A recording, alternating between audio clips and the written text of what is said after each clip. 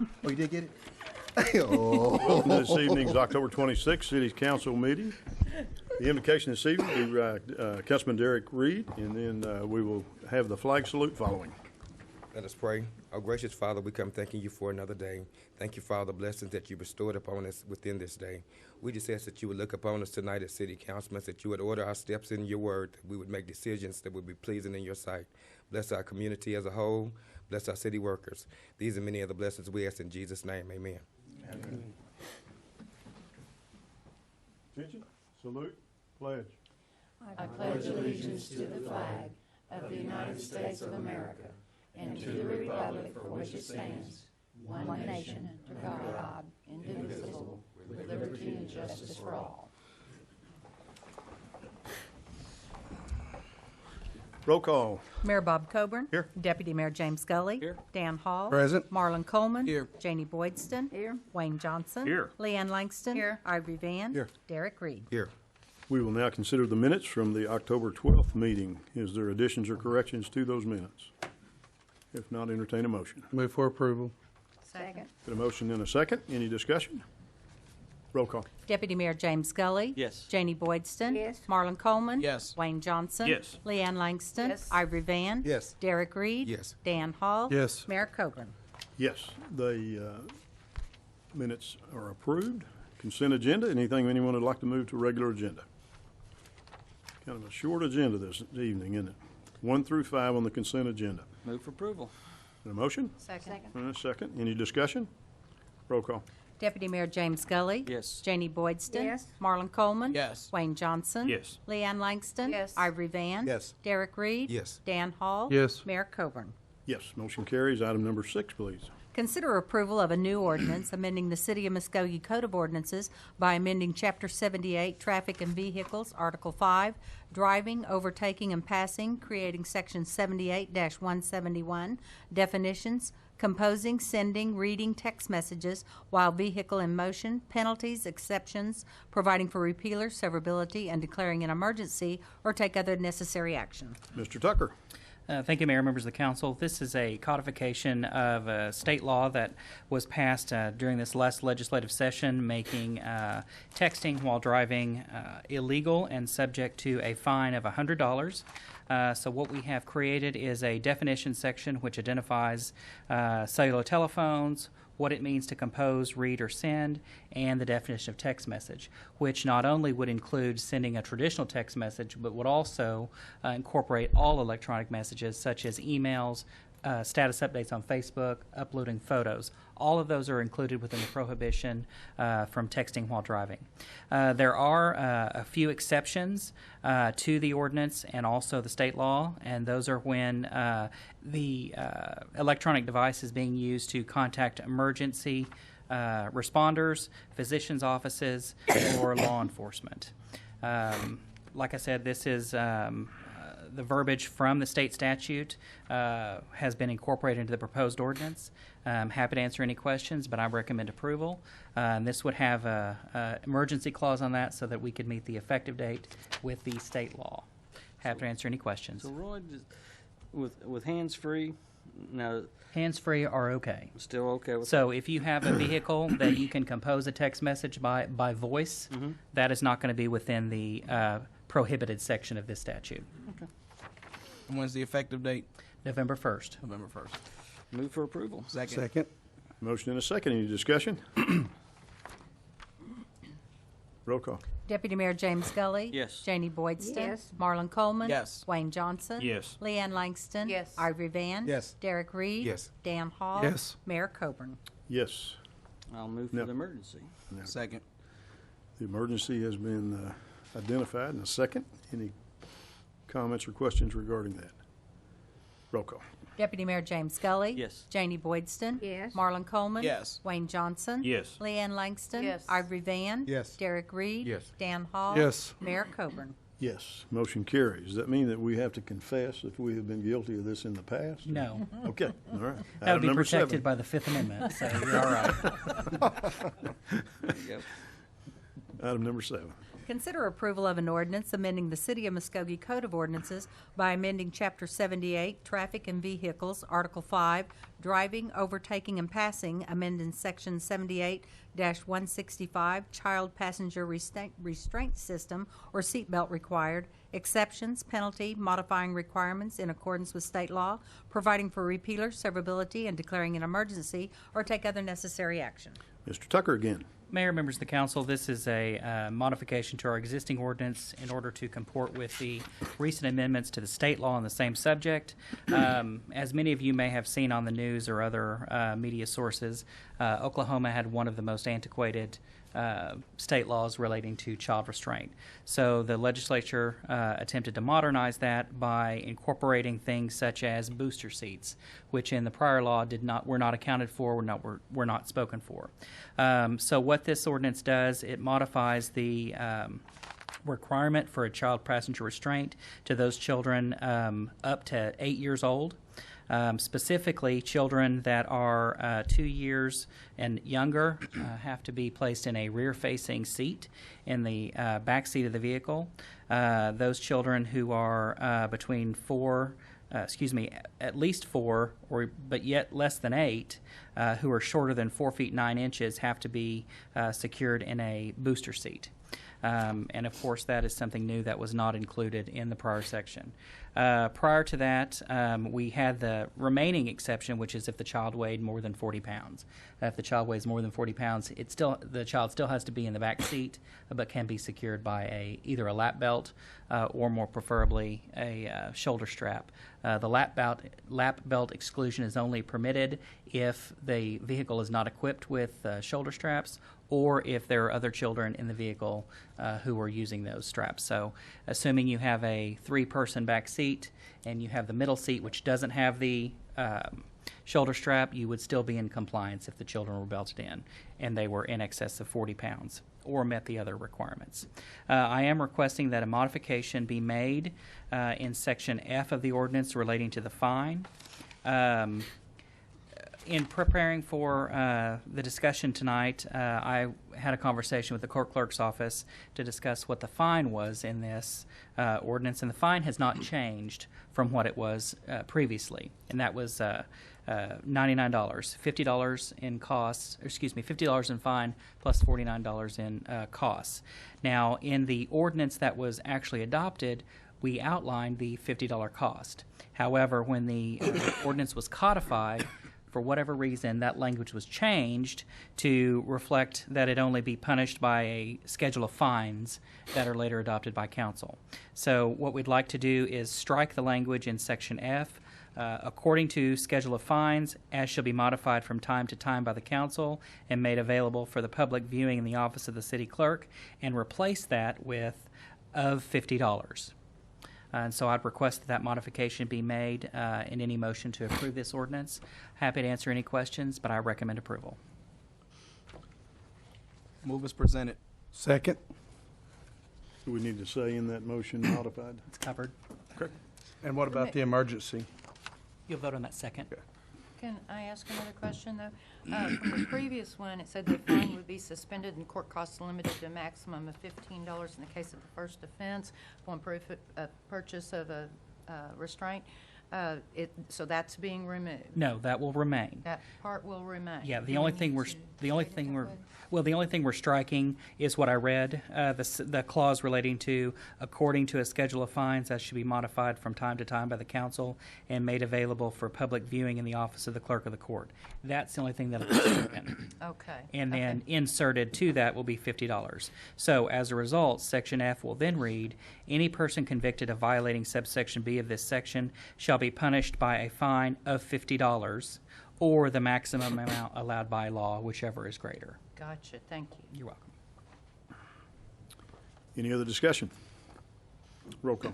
Deputy Mayor James Gully. Yes. Janie Boydston. Yes. Marlon Coleman. Yes. Wayne Johnson. Yes. Leanne Langston. Yes. Ivy Van. Yes. Derek Reed. Yes. Dan Hall. Yes. Mayor Coburn. Yes, motion carries. Now we'll deal with the emergency.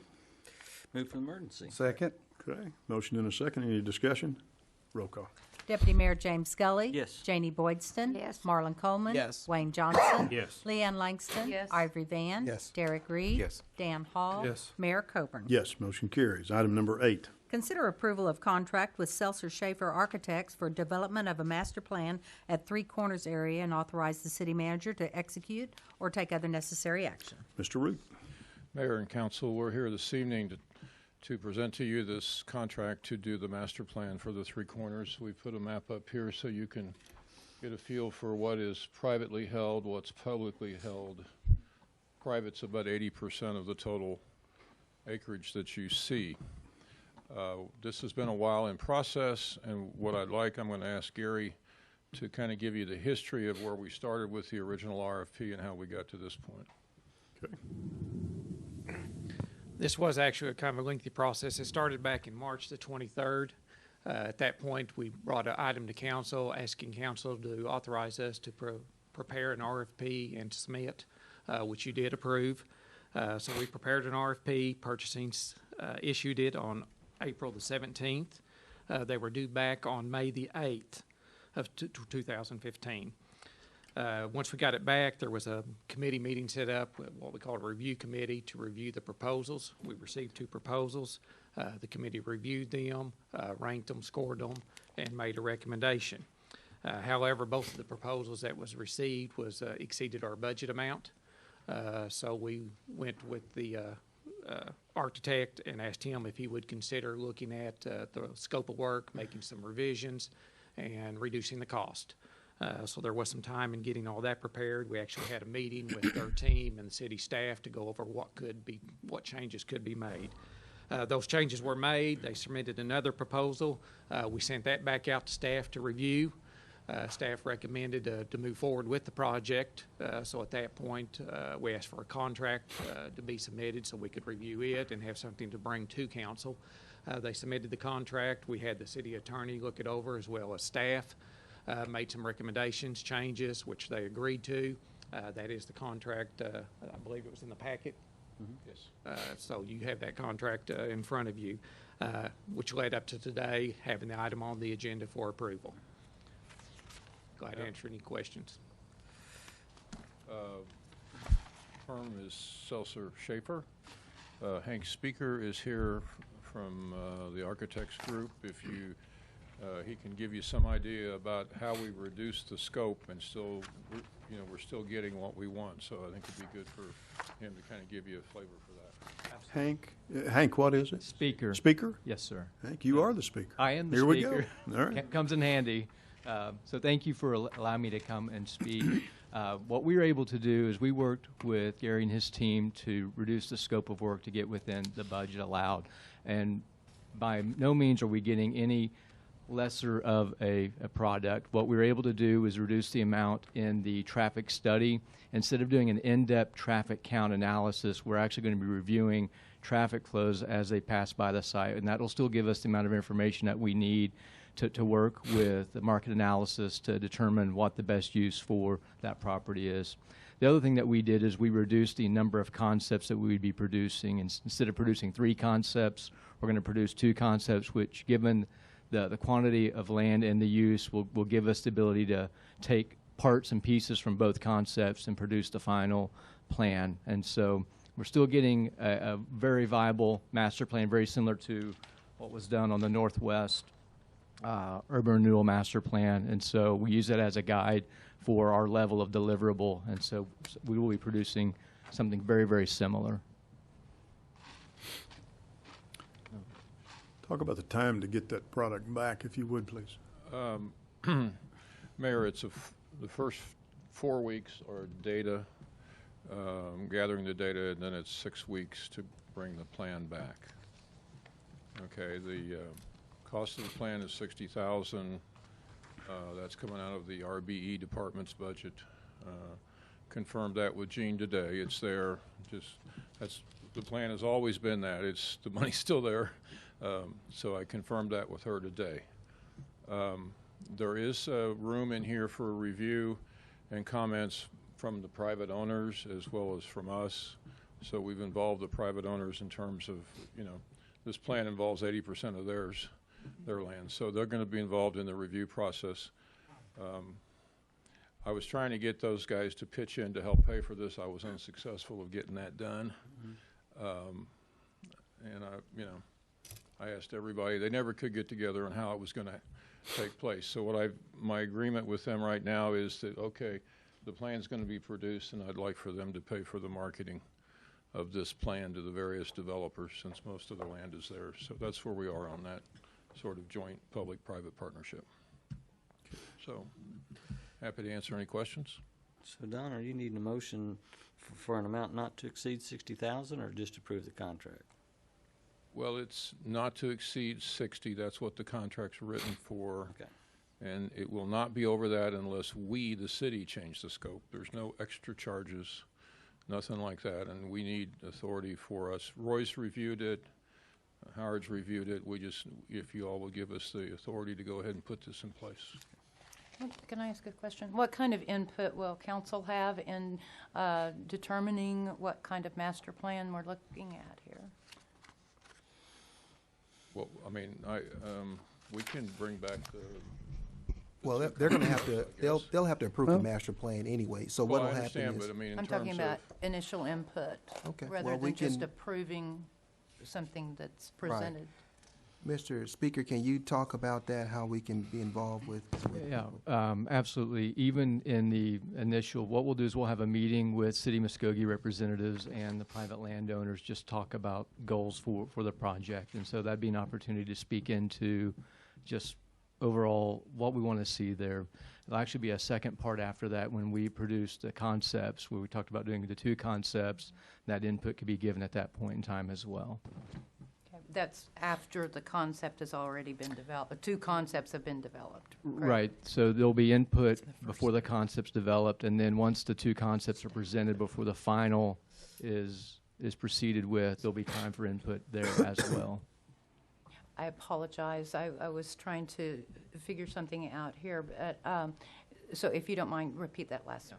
So we'll have a couple opportunities for council input. One will be at the very initial kickoff meeting, where we'll talk about the goals and desires for that property with City Muskogee and private landowners.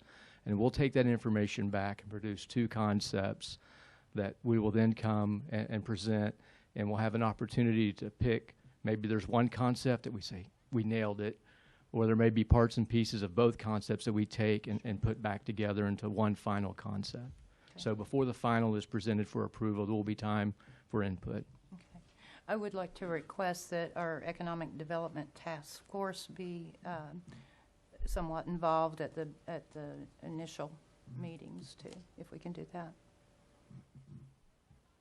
We can definitely work on that, Counselor. I know that we, to find out what the private property owners at that corner is going to do first. I know that they have told us verbally that they would contribute, but we haven't nailed down what that is in terms of how much money and that type. Is it per square footage? Is it a third? And those kinds of things. So we need to make sure that we're respectful of their input, monetarily speaking, and then, of course, we'll work. But I don't see why, I wouldn't object to it. I think we can do it. I'll work it in if we can. I have just a small question. When you were talking about the $60,000, you said you were going to ask the private landowners to pay for that, part of that, or contribute to that? Originally, we were hoping that they would pay part of the $60,000. I've met with all of them, and the answer's always been okay, but I never could get an answer, Dan. But I mean, I sent them the contract to look at. I've done a lot of different things, and the last question I got back was, well, what do we get for our money? And I go, you get a master plan. I couldn't get them all on the same page as to who wanted to do what and who was willing to put what in. And they were talking about some very complicated formulas about which person owned this much property or that much, and we never got to an agreement. And I don't suspect I was going to get there. So, and you're probably not thinking that we're going to get any part of that $60,000 either. We're going to be out the whole bill, right? I'm gonna ask again when we get together, once this thing is rolling. We're going to meeting, as Hank was saying, where we're going to meet with them and others, and I think we besides myself asking, I think some other folks from the city, it might be better if they also asked. Well, and why I'm asking that question is because as a private landowner, I mean, if I was a private landowner, your master plan may not fit in with my master plan of my land. And that's what I'm afraid is going to happen here. I think these two corners or these three corners need to be developed in a format which causes future growth to other areas through there. But my problem I'm having here is we're trying to do a master plan for us and tell them this is what we're doing, so you got to follow with us. And I don't want to ever tell private investors that here in Muskogee. I think that that they may have something in mind, and we've got to get on kind of with what they're planning. I'm sorry. Well, we've in the contract itself, we're going to be meeting with them. It allows for them to review and have input as to the final decision that's made. Okay, so they're going to be fully involved in the process. You know, we've got to be sure that they buy what we come up with, or like you said, 80% of the land is theirs. Yeah, and I mean, they're involved in the process. Okay, because I don't want us to tell them, well, this is what we're doing. If you don't like it, well, we're just going to push on through it. Because looking at the land map here, or the little squares of land, you're right. They have 80%. We have just about, I don't even think we have 20% if you take all three corners. So I really want to make sure that we have a sympathetic ear to some of the things that they're doing, because more than likely they're going to put a lot more money into this project than we are. Just saying. I just want to make sure that we're being. Councilman Hall, and that was definitely discussed, especially when we sat down with the architect and his team and city staff, because originally there was going to be a lot of public hearings, public input. And we said, well, wait, we can reduce some there because the majority of this is private property. So the most of the input needs to come from the private property owners and city staff, because you really can't get the public involved for private property. So that was one way we cut it down, to reduce the public, a lot of the public input, because it is private property, and give them more authority to make decisions. And, you know, I'd really like to sell it to them for market rate value and just get out of it and let them deal with it. Well, they've agreed, Counselor, to work with us, and so that's a real big win for the city. And so what we need to do is go back and formally request, because we've just had meetings with them. They said they would participate in some form or fashion, and we've kind of struggled with what is their apportionment. Is it a third? Is it square footage? And that's something that we just need to work out. But I'm sure they'll work with us on this.